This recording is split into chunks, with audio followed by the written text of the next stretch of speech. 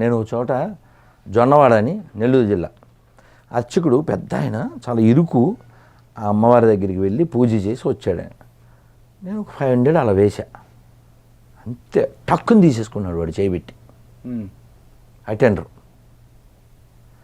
మంగళగిరిలో బయట బోర్డు పెట్టారు, పూజారులకి దక్షిణలు ఇవ్వకండి ఎందుకంటే మేము జీతం ఇస్తున్నాం. వాడు బోర్డు పెట్టాడు. చొక్కా పట్టుకునేవాడు లేకపోవడం, తొక్క తీసేవాడు లేకపోవడం, వీళ్ళని తొక్కేవాడు లేకపోవడం, కాబట్టి దొంగతనం చేస్తారు. గవర్నమెంట్ అఫీషియల్గా చేస్తుంది, వీళ్ళు అనఫీషియల్గా చేస్తారు. నొక్కితే ఏంటి, పాపభీతి లేదుగా. ఎవరికి ఏ పురాణం ఇది చేస్తే తప్పు ఒక బోర్డు ఉండదు, ఓ ఫ్లెక్సీ ఉండదు, ఓ గోడ మీద ఒక మంచి మాట ఉండదు. జస్ట్ డ్యూటీ అందుకే జరుగుతుందంటారు. అంతకుముందు జరగలే. వాడు ఎవడో గొర్రె అందులో ఆఫీసర్గా ఉన్నాడు, అమ్మవారి చీరలు 30 లక్షల రూపాయల చీరలు ఎత్తిపోయాడు వాళ్ళు ఆవిడ కట్టుకోవడానికి. కాబట్టి దేవాలయాల ప్రక్షాళన అవ్వాలంటే దేవాదాయ శాఖ అనేది తీసేయాలి.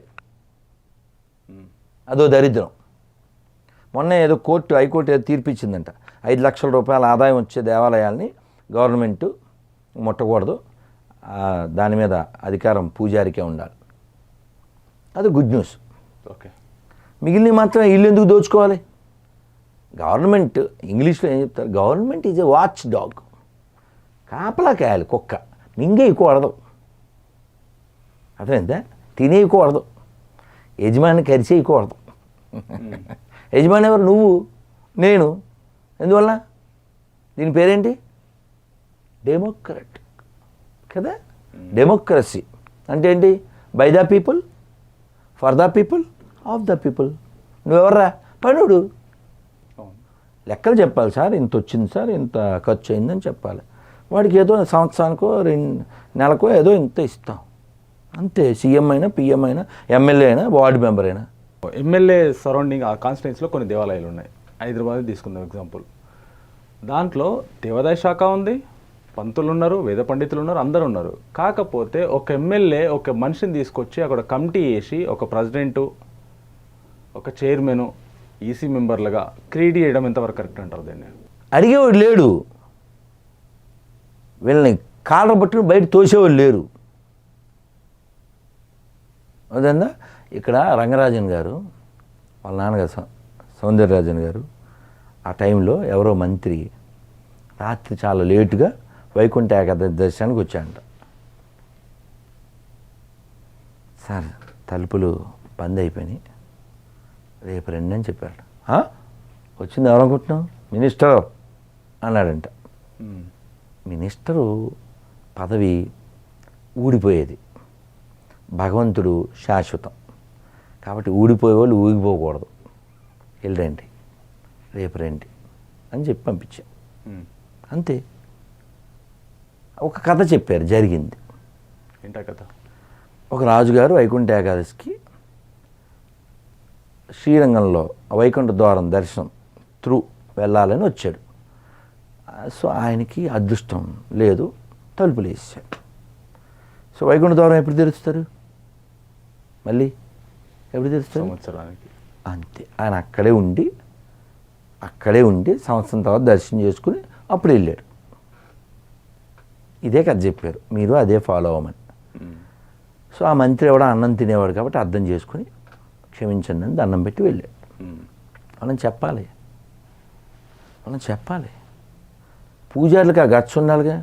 మొన్న రామ్ చరణ్ వచ్చాడు, ఏదో దండం పెట్టుకుందాం అమ్మవారికి అని వస్తే వీళ్ళు చెప్పులు వేసేసుకుని హుండీల మీద నిలబడి సెలవులు తీసుకుని, అందులో కొందరు పూజారులు కూడా. రామచంద్ర చాలా సింపుల్గా ఉన్నాడు. ఈ హడావిడ ఎవరు చేశారు? రామచంద్ర లాంటి వాడు వచ్చినప్పుడు, చాలా క్రేజ్ ఫాలోయింగ్ ఉన్న పర్సన్ వచ్చినప్పుడు వాళ్ళకి చెప్పాలి. ఫోన్ చేస్తారుగా ముందే, సార్ మేము దర్శనం రావాలనుకుంటున్నామని చక్కగా చెప్పాలి. మార్నింగ్ 7 లోపల రావాలి, మార్నింగ్ ఉదయం అమ్మవారి సుప్రభాతానికి రావాలి, ఆ తర్వాత రావద్దని చెప్పాలి. ఇంకా రాత్రి 9 ఆఖరి ఏకాంత సేవకు రండి, అయితే సుప్రభాతం లేదా ఏకాంత సేవ, మధ్యలో రాకండి ఎందుకంటే క్రౌడ్ కంట్రోల్ చేయలేము, వాళ్ళ టైంకి వస్తారు అని చెప్తే వాళ్ళు వింటారు. నితిను మొన్న చిరంజీవి, మళ్ళీ ఆ పిల్ల పేరేంటి శ్రీదేవి కూతురు, వాళ్ళంతా నడిచెక్కుతారు కొండకి, తిరుమలకి. అవును. బోల్డ్ నిన్న ఇప్పుడు నయనతార వచ్చింది, మొన్న ఎవరో కీర్తి సురేష్ వచ్చింది, మెట్లెక్కి వస్తున్నారు. సమంత బోల్డ్ మెట్లెక్కి వస్తున్నారు. వాళ్ళ భక్తి ఉందనడానికి అంతకంటే రుజువు ఏంటి? వాళ్ళు వింటారు. సరే ఈ టైంలో రెండంటే వస్తారు. వాళ్ళకున్న క్రేజ్ని దృష్టిలో పెట్టుకుని పబ్లిక్ ఇబ్బంది లేకుండా, వాళ్ళకి ఇబ్బంది లేకుండా, దేవాలయం అపవిత్రం కాకుండా చెప్తే వింటారుగా. వాళ్ళు ఏమైనా డిమాండ్ చేశారేంటి మేము ఇన్నింటికి వస్తామని? మీ జీవితం ఇప్పటిదాకా ఎన్ని సంవత్సరాలు గడిచిన దానికి ప్రజలకు మోటివేట్ చేస్తూ అన్నిట్లలో ఉన్నారు కాబట్టి మొత్తం మీద మీరు నేర్చుకున్న జీవితంలో నీతి ఏంటి? ఈ శరీరం ఎప్పుడైనా పడిపోతుంది కాబట్టి ఇది పడిపోయే లోపల ఇది ఎందుకు వచ్చిందో తెలుసుకుని ఇది ఎక్కడికి వెళ్ళాలో అక్కడికి వెళ్ళిపోతుంది ఈ శరీరం. కానీ ఇందులో ఉన్న నేను అనే పర్సన్ అది రియలైజ్ కావాలి. దాని పేరే ఆత్మ సాక్షాత్కారం. అలా కావడమే జీవిత లక్ష్యం కాబట్టి దీనికి ఎంతవరకు అంతవరకు దీన్ని వాడుతూ ఇంత గొప్ప దేశంలో పుట్టినందుకు కర్మభూమి, ధర్మభూమి, పుణ్యభూమి, ఋషిభూమి, వేదభూమి, దేవభూమి, ఇంత గొప్పతనం కలిగిన ఈ దేశంలో పుట్టినందుకు దీన్ని సార్థకం చేసుకుని భగవంతుడి యొక్క పాదాలు చేరాలి. ఇది జీవితం యొక్క పరమార్థం. నేను నేర్చుకున్నది అంటే మనం ఈ కనబడే ప్రపంచానికి ఎక్కువ పరుగులు పెట్టేయకూడదు. ఎంతవరకు అంతవరకు దీని వెనకాల ఉండాలి. ఇది శాశ్వతం అని భ్రమించకూడదు. ఒక పాటలో కూడా చెప్తా, చెంచలంబగు జగతి లోపల శాశ్వతంబొకటేదిరా, కన్ను మూసి తెరచు లోపల కలిమిలేములు మారురా, మాయ సంసారంబురా ఇది మనసు నిలకడలేదురా, అన్నదమ్ములు ఆస్తిపాస్తులు అంతటను ఇలా మాయరా. ప్రపంచం అశాశ్వతం కాబట్టి ఎప్పుడూ ఆనందంగా ఉండాలి. అలా ఉండడం కోసం కాస్త సాధన చేయాలి. నేను మీ దగ్గరికి వచ్చే ముందే పూజ చేసుకుని భగవద్గీత చదువుకుని ఇంకా కొన్ని కీర్తనలు అవి పాడుకుని వచ్చాను. మా అల్టిమేట్ గోల్ అయితే చెప్తాను, అందరూ హ్యాపీగా ఉండాలి. ఎవరి స్థాయిలో వాళ్ళు సంతోషంగా ఉండాలి. ఆ సంతోషం బయట దొరకదు, లోపలే ఉంది.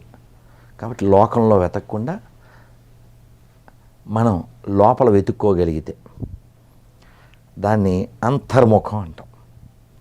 అంతర్ముఖం అయితే అంతా సుఖం, బహిర్ముఖం అయితే అంతా దుఃఖం. అందుకని అందరూ కూడా లోపల వైపు చూసుకోగలిగితే చాలా బాగుంటుంది. కొన్నాళ్ళే కదా జీవితం, limited life, say 60 or 70 or 80, but you are not almighty. You have to make this world empty. కరెక్టా? నేను ఇంట్లో పెట్టుకోరు కదా, మా నాయన మా అమ్మ లేరుగా, ఇంట్లో పెట్టుకోలేదుగా, ఫోటోలు పెట్టుకుంటాం అంతేగా. సో కాబట్టి ఈ టెంపరీ వరల్డ్ కోసం మనం టెంపర్ తెచ్చుకుని బంపర్ ఆఫర్ని పాడు చేసుకోవద్దు. బంపర్ ఆఫర్ మోక్షం. అందుకే ఇది మోక్షం. రామదాస్ సినిమాలో కూడా చూసావు కదా, ఆ మోక్షలోకాన్ని నాకు అనుగ్రహించు అంటాడు. కాబట్టి మనం ఆ మోక్షం పొందడానికి కావాల్సిన అన్ని సదుపాయాలు మన పూర్వీకులు, మన పెద్దలు, మన ఋషులు, మన ఆచార్యులు మనకు కలగజేశారు. రామాయణం ఇచ్చారు, మహాభారతం ఇచ్చారు, భగవద్గీత ఇచ్చారు, వేదాలు ఇచ్చారు, ఉపనిషత్తులు ఇచ్చారు, ఇతిహాసాలు ఇచ్చారు. ఇందులో ఏ ఒక్కటన్నా పట్టుకో. ఇవేమీ పట్టుకోలేకపోతే కేవలం ఒక నామాన్ని పట్టుకో. హరే కృష్ణ హరే కృష్ణ కృష్ణ కృష్ణ హరే హరే, హరే రామ రామ రామ హరే హరే. కేవలం నామం చేస్తే చాలు, ఉద్ధరింపబడతారు. అంతేగా. హిందువులు మారాలి.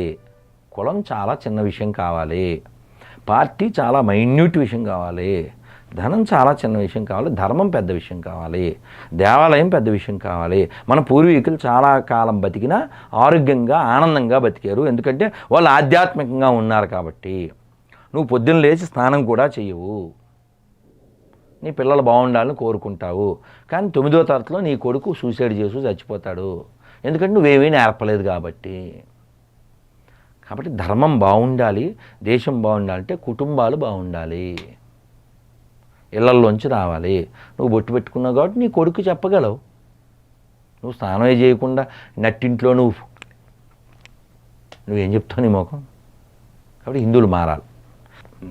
డివోషనల్ ట్రీ ఛానల్ ఇలాగే బహుశాఖలుగా విస్తరించి ధర్మానికి, దేశానికి ఇతోధికంగా సేవ చేయాలని కోరుకుంది.